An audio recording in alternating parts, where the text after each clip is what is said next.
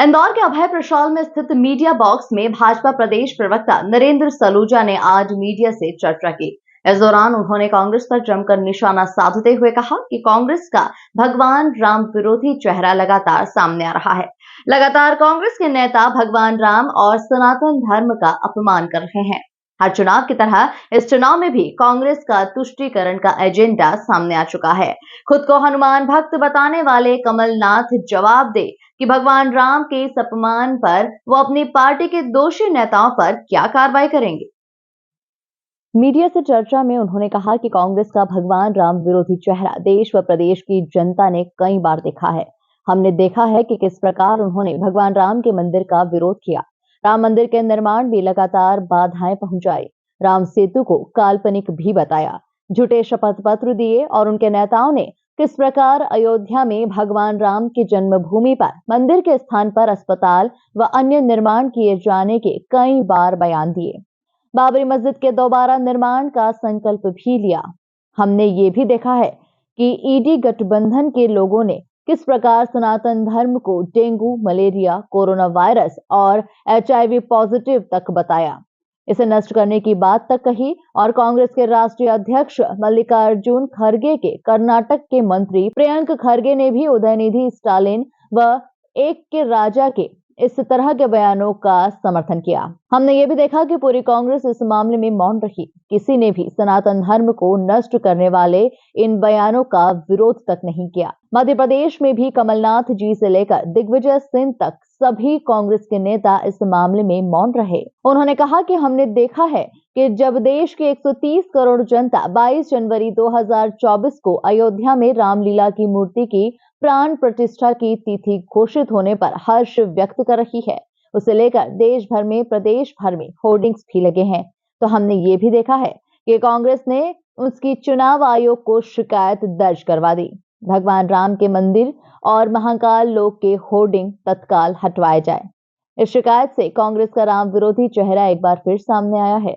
हमने ये भी देखा है कि कांग्रेस के मीडिया प्रमुख अपने बयान में बाबरी मस्जिद को शहीद बता रहे हैं।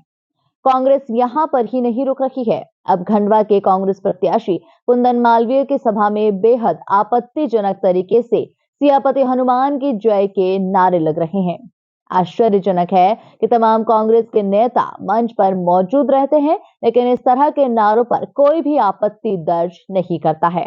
कोई भी इसके लिए मंच से माफी तक नहीं मांगता है। इस तरह के नारों को लगाकर कांग्रेस ने ये बता दिया कि वो भगवान राम विरोधी है। लगातार देखने में आया है कांग्रेस का भगवान राम विरोधी चेहरा, भगवान राम विरोधी मानसिकता हम लगातार देख रहे हैं। हमने देखा कि जब भगवान राम मंदिर का निर्माण को लेकर तमाम प्रक्रियाएं चल रही थी तो किस प्रकार वकीलों को उपस्थित कराकर कांग्रेस ने बाधा पहुंचाई, किस प्रकार से राम मंदिर के निर्माण में रोड़े अटकाए, किस प्रकार से झूठे शपथ पत्र दिए, किस प्रकार से राम सेतु को काल्पनिक बताया, यह हम सभी ने देखा है। और जब कांग्रेस ये कहती थी कि मंदिर वहीं बनाएंगे लेकिन तारीख नहीं बताएंगे, हमने तारीख भी बता दी 22 जनवरी 2024, समय भी बता दिया 12:30 बजे, यजमान भी देश के प्रधानमंत्री होंगे ये भी बता दिया। तो अब कांग्रेस को तकलीफ होना शुरू हो गई है। हमने देखा कि इंदौर के अंदर किस प्रकार कांग्रेस ने चुनाव आयोग को शिकायत भेजी। जब 22 जनवरी तिथि तय हुई, देश भर में हर्ष की लहर फैली, होर्डिंग लगे, पोस्टर लगे, तो कांग्रेस ने इंदौर में चुनाव आयोग में आपत्ति लगाकर उन होर्डिंगों को हटाने की मांग करी जिसमें भगवान राम के मंदिर का फोटो है, जिसमें महाकाल लोक का फोटो है। यह हमने कांग्रेस का चरित्र देखा। कांग्रेस यहां भी नहीं रुकी। हमने देखा कि उनके मीडिया विभाग के प्रमुख एक पत्रकार वार्ता में कहते हैं कि बाबरी मस्जिद शहीद हुई, वो भी हमने देखा। अब कांग्रेस यहां भी नहीं रुक रही है। ताजा मामला हमारे इंदौर संभाग का, जिसको लेकर आज आपके सामने हम रूबरू हुए हैं। खंडवा के कांग्रेस प्रत्याशी कुंदन मालवी की नामांकन सभा का हमने कार्यक्रम देखा। उस कार्यक्रम के अंदर 3 बच्चों को, एक को भगवान राम का रूप धारण करा के लाए, एक को माता सीता, एक को लक्ष्मण जी का, और तीनों को स्टेज पर ले जाते हैं उस नामांकन सभा में। और बड़े ही शर्म की बात है कि जो कांग्रेस के नेता संचालन कर रहे थे उस पूरे कार्यक्रम का, वे नारा लगाते हैं सियापति हनुमान जी की जय। अब सियापति हनुमान जी की जय बेहद आपत्तिजनक है।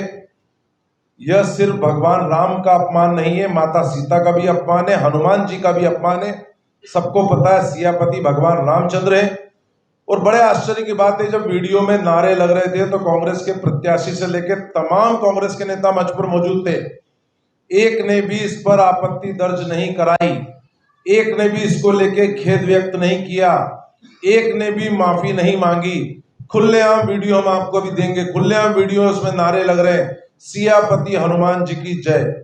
ये पवित्र हनुमान, जो पवन पुत्र हनुमान है, उनका भी अपमान है। लगता है शायद कांग्रेस जानबूझकर तुष्टीकरण के कारण इस तरह के कृत्य कर रही है, भगवान राम विरोधी मानसिकता अपमान कर रही है। दूसरा मामला इंदौर संभाग के खरगोन का है। हमने देखा कि खरगोन के प्रत्याशी एक विशेष क्षेत्र में बैठक करने जाते हैं, वहां भाषण के अंदर खुलेआम कहते हैं टेंशन लेने का नहीं, टेंशन देने का। जिस दिन बोले हमारी सरकार बनेगी 3 दिसंबर को, उसी दिन खरगोन दंगे की जांच के आदेश करवाएंगे। पुलिस अधिकारियों को मैं धमकी देता हूं, चेतावनी देता हूं, हम उनको छोड़ेंगे नहीं। इस तरह के बयान, अरे आप कैसे पुलिस अधिकारियों को धमका सकते हैं और आप खरगोन दंगे की जांच के कैसे आदेश की बात कर रहे हैं? मतलब निश्चित तौर पे जो भाजपा कहती है कांग्रेस की 3 गारंटी, तुष्टीकरण, परिवारवाद और भ्रष्टाचार, वो आपका चरित्र देख लिया। उसके बाद एक वीडियो और सामने आया, वो बताया जा रहा है, सोशल मीडिया पे वायरल हो रहा है, वो खरगोन के प्रत्याशी की पुत्री का है, वो उनसे बढ़कर है। वो फिलिस्तीन के समर्थन में 2 मिनट का खरगोन में मौन रखा रही है। अरे खरगोन से फिलिस्तीन का क्या लेना देना? और यदि आपको चिंता है तो क्या देश में घटनाएं कम होती है? खरगोन में कम घटनाएं हुई हैं, क्या मणिपुर में हुई है? क्या आप उसके लिए मौन नहीं रखवा सकते? आप फिलिस्तीन की घटना पे एक वर्ग विशेष के क्षेत्र में मौन रखवा रहे हैं। आप हमास के आतंकवादियों के विरोध में भी कुछ करते, प्रार्थना करते, जो बेचारे बच्चे बेगुनाह जिनकी मौत हुई उनको लेके भी 2 शब्द बोलते। लेकिन आपकी जिस प्रकार की ये जो नीति तुष्टीकरण की चल रही है, ये पूरे आप एजेंडा जो कांग्रेस का उस पर चल चुकी है, तुष्टीकरण के एजेंडे पे, इस सारे मामले की, खरगोन के दोनों वीडियो की और खंडवा के वीडियो को हम आज चुनाव आयोग को भेज रहे हैं। चुनाव आयोग से मांग करते हैं इन तीनों वीडियो के आधार पर कांग्रेस के प्रत्याशियों के खिलाफ कड़ी से कड़ी कार्रवाई हो, क्योंकि रवि जोशी के वीडियो में पुलिस अधिकारियों को धमकाया गया है मंच से। और यदि बात करें तो कुंदन मालवी जो खंडवा के प्रत्याशी हैं, उनके मंच पर जो वीडियो सामने आया उसके अंदर माता सीता का, भगवान राम का और हनुमान जी का अपमान किया गया है। हम तो कमलनाथ जी से पूछते हैं, जो खुद को हनुमान भक्त बताते हैं, वो बताएं कि क्या इस कृत्य से वो सहमत है, क्या इस नारों को वो उचित मानते हैं? यदि उचित नहीं मानते हैं तो बताएं कि अपने प्रत्याशियों पर कार्रवाई करेंगे क्या, दोषियों पर कार्रवाई करेंगे क्या, और क्या उसके लिए कमलनाथ जी और दिग्विजय सिंह माफी मांगेंगे क्या?